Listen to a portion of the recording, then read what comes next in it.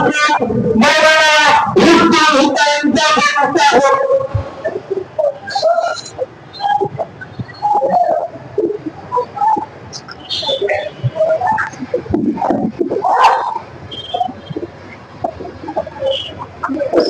عليكم ورحمة الله وبركاته. الحمد لله رب العالمين والصلاة والسلام على سيد المرسلين وآله وأصحابه أجمعين. أعوذ بالله من الشيطان الرجيم. بسم الله الرحمن الرحيم. إن بطش ربك لشديد. وقال تعالى: أقيم الدين. اللهم صل على سيدنا محمد صلى الله عليه وسلم.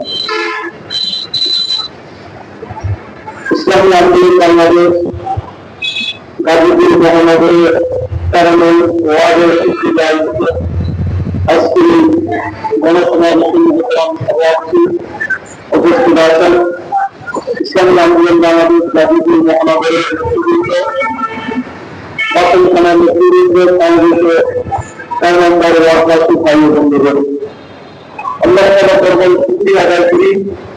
আল্লাহ পাক আমাদেরকে একবার জালেম থেকে মুক্তি করে একটি স্বস্তিকর অবস্থায় রাজনীতি, সমাজনীতি, ব্যবসা বাণিজ্য, চাকরি বাকরি, সর্বোপরি ধর্মীয় কার্যক্রম পরিচালনার সুযোগ করে দিয়েছেন এবং সেই সুযোগকে কাজে লাগিয়ে আগামী বাংলাদেশকে একটি কল্যাণ রাষ্ট্রে, একটি পরিচিত স্বাধীন রাষ্ট্রে পরিণত করার লক্ষ্যে ইসলামের ঐক্যবাদ প্রতিষ্ঠার নেতৃত্বে একটি নতুন জাগরণ সৃষ্টির আকাঙ্ক্ষা নিয়ে আজকে এই প্রোগ্রামে আসার বসার সুযোগ পেয়েছি। কালেমাত শুকর আদায় করি আলহামদুলিল্লাহ। ধন্যবাদ যারা আপনাদেরকে, যারা আজকের এই প্রোগ্রামে উপস্থিত হয়ে প্রোগ্রামকে সাফল্য বিন্দু করার জন্য ভূমিকা রেখেছেন।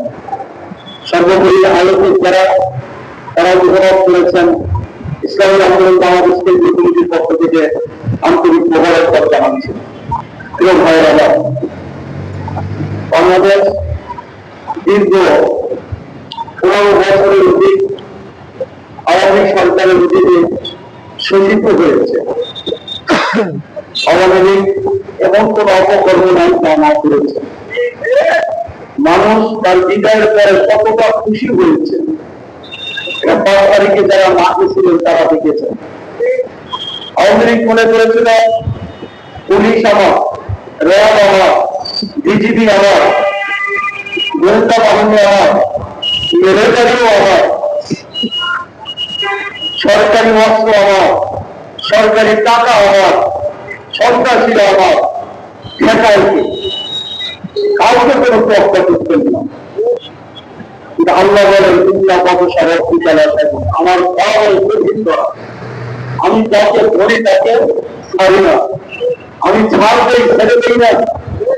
শেখ হাসিনা অনেক দাপটি, অহংকারী, বড় মেজাজী একজন নেত্রী হিসাবে যখন আবির্ভূত হলেন, হাজার আন্দোলন হয়েছে, সংগ্রাম হয়েছে, হাজার হাজার মানুষ খুন করেছে,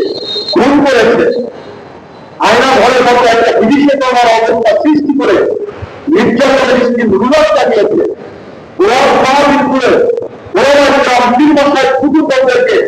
মাহফিল করতে দিতেন না, মসজিদের ফুটপাতগুলো কোরআন হাদিসের আলোকে দিতে দিতেন না।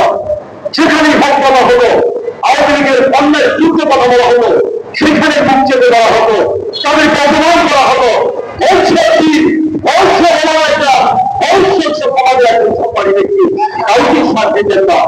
যখন সে একাধিকভাবে টোটাল অহংকারী হয়ে গেছেন, আল্লাহ তাআলা শেষ পর্যন্ত ভার্সিটির ছাত্রদের আন্দোলন, চাকরির ক্ষেত্রে কোঠার অধিকার নিয়ে বৈষম্য দূর করার জন্য আন্দোলনে নামলেন। সেই ছাত্রদের আন্দোলন করতে আমরা করি না। 15 জুলাই ছাত্র থেকে ভার্সিটির মধ্যে সেইভাবে বাস করতে আওয়ামী লীগ, শ্রমিক লীগ, ছাত্রলীগ, যুবলীগ, কৃষক লীগ পর্যন্ত ভার্সিটিতে ঢুকে ওদেরকে নির্যাতন করে সেইভাবে মারধর করলেন। 16 জুলাই সারা বাংলাদেশের ছাত্ররা নামলেন। রংপুরের আবু সাইদ ভাই পুলিশ সামনে সুহাত পেটে চর্চা পুলিশ বুকের উপরে নিয়ে শরীরের সম্মুখ থাকে নিয়ে তিনি আর সাহসী ভূমিকা রেখে জনগণ মোকাবেলায় এবং জীবন তৈরি করেছেন মোটর ফল রেখে ছাত্র বিরুদ্ধে হৃদয় মুক্ত এমনভাবে আন্দোলন মুক্ত সরকারি রাষ্ট্রকে বিরোধী রাষ্ট্রকে রাজপথে নেমে আসবেন যুবকরা উঠে উঠে সর্বস্তরের ছাত্র জনগণ এক মাঠে নেওয়ার করে সরকার করে চাইলে ঘুরে চাইলে আন্দোলন সাহেবের চরণে ইসলামী আন্দোলনের সাহেবের চরণে সাইকুল করে নেতৃত্বে হাজার হাজার মানুষকে ঢাকা রাজপথে আমরা ছিল এক বিবেচিত রাষ্ট্র একদিকে পুলিশের গুলি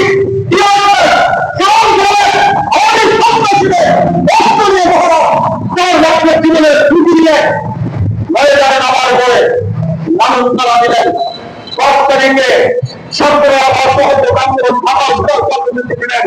শেষ পর্যন্ত আল্লাহর বড় বড় সত্য করা হাসিনা পালাতে পালাবো যে ছেড়েই পালাবো কোথায় গিয়ে আছে এখন তার কোনো হদিস আমরা পাচ্ছি না।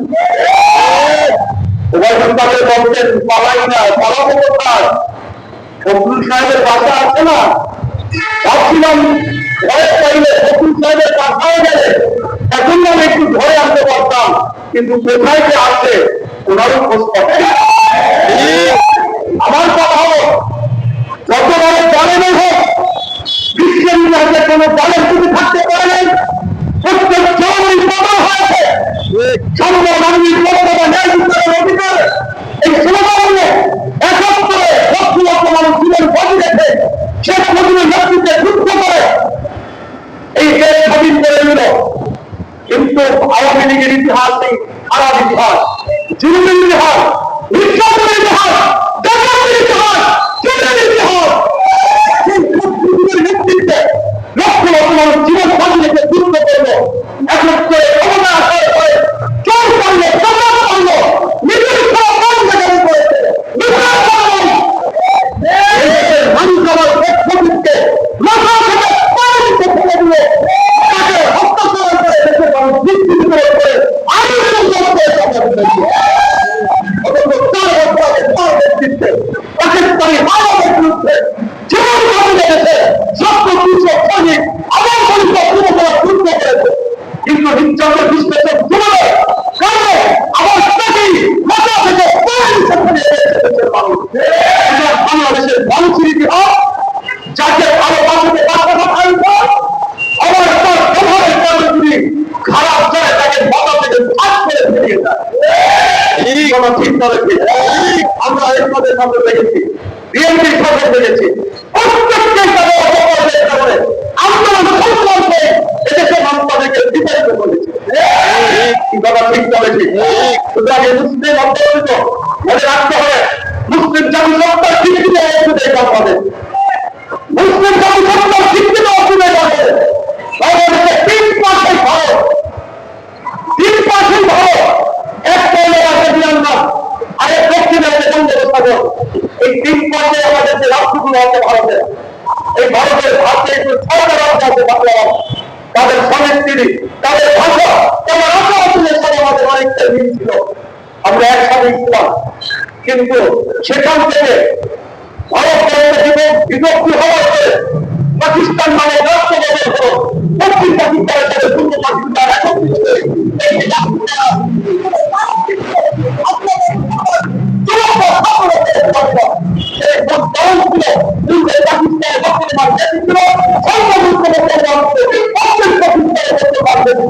এই মুসলমানদের শিক্ষিতে এত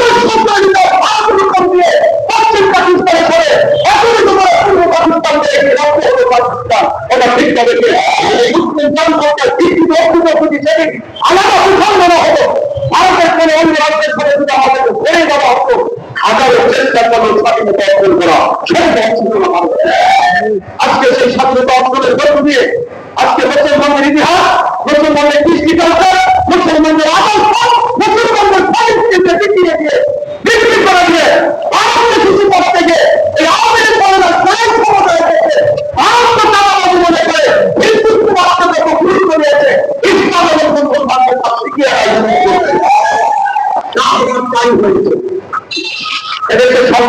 রাজনীতি চালাবার, চুরি ডাকাতি জেলা ব্যবস্থা, শুল্ক, নির্যাতন, নিষ্পেষণ, দেশের টাকা অচল করে দিতেছে, পারিবারিক তারা করেছে।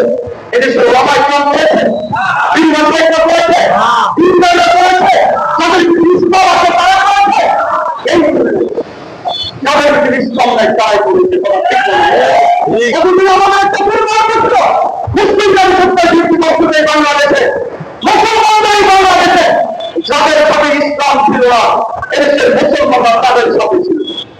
কিন্তু যাদের সাথে ইসলাম ছিল, মুসলমানরা তাদের সাথে না থাকার কারণে ইসলাম পরাজিত ছিল। কথা হয় আওয়ামী লীগের সাথে ইসলাম আছে, দেশের মানুষ আওয়ামী লীগকে বলতে বিএনপির সাথে ইসলাম আছে, তারা ইসলামের সাথে তাদেরকে মানুষ বলতে বারবার ইসলামের সাথে ইসলাম ছিল, নিজের সাথে ভোটকে মানুষ নির্বাচিত করেছে। অথবা যারা সাথে তাদের সাথে ইসলাম ছিল, আর মুসলমান ইসলাম থেকে আসছে, সেখানে থাকার কারণে আমাদের দুর্নীতি, আমাদের অবস্থায় পেয়েছি। কারণ আল্লাহ ওই জাতির ভাগ্য পরিবর্তন করে না, সেই জাতি নিজের ভাগ্য পরিবর্তন করে দুর্নীতি করে। এখন না শুধু চেয়ার চেঞ্জ হয়েছে, এখন ক্ষমতার সব পাইলেন, কিন্তু সব জায়গায় চালাবাজি শুরু হয়ে সব জায়গায় দুর্নীতি শুরু হয়ে সবাব যেমন কয়লা ধরে ময়লা চান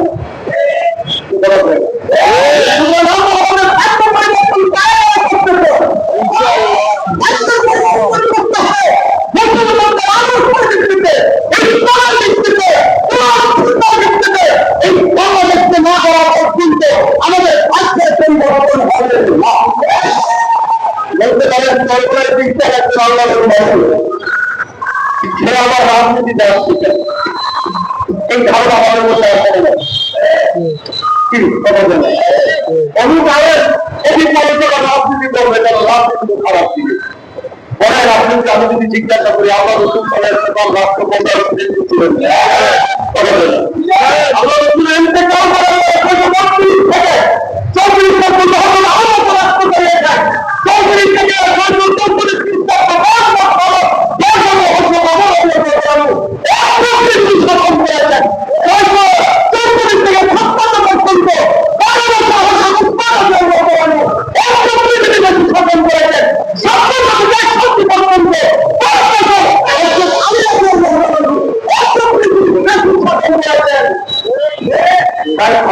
এই চার বর্তমান 3 মাসের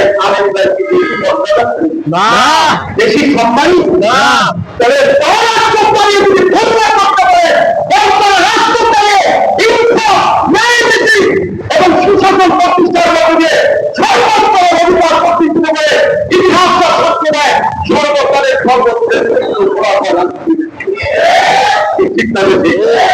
এই যুগে ওলামায়ে কেরাম নির্বাচ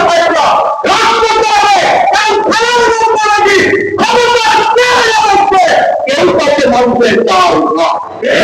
এতদিন হাসিনার সামনে কেউ কথা বলতে পারি না, হাসিনাকে খায় দায় ঘুমায় সব কিছু করতেছে, কিন্তু পিছনে থাকার কারণে জায়গা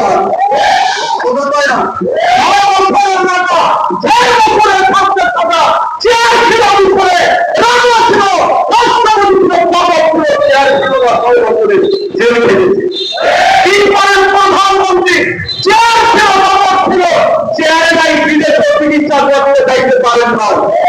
সুতরাং এই ক্ষমতার চেয়ারের কাপড় ইসলাম আমাদের হাতে না থাকার কারণে এই চেয়ারের মধ্যে দুর্নীতি মাত্র সন্ত্রাসীরা দেশের কথা বিদেশে প্রমাণ করিল এদের থেকে আর ভালো কিছু আশা করা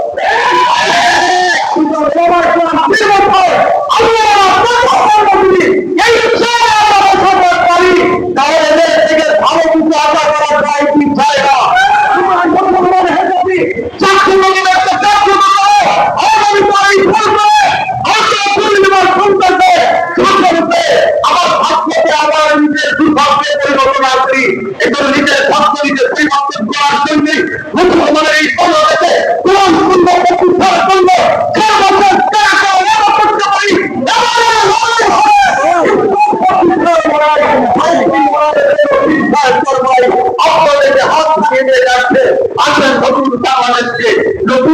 করতে পারি, ছাত্রও প্রায় যুবকরা প্রায় নতুন বাংলাদেশে নতুন ভাবে করতে নতুন ভাবে করতে হবে। এই একত্র পর্যন্ত যারা শাসন চালিয়েছে তারাই যদি আবার ক্ষমতায় আসি, তাহলে কি নতুন হবে না পুরানি হবে?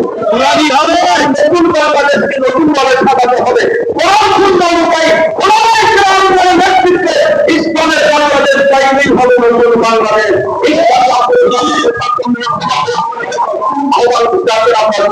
ইসলামের জন্য লড়াই করি, সংগ্রাম করি, সবাইকে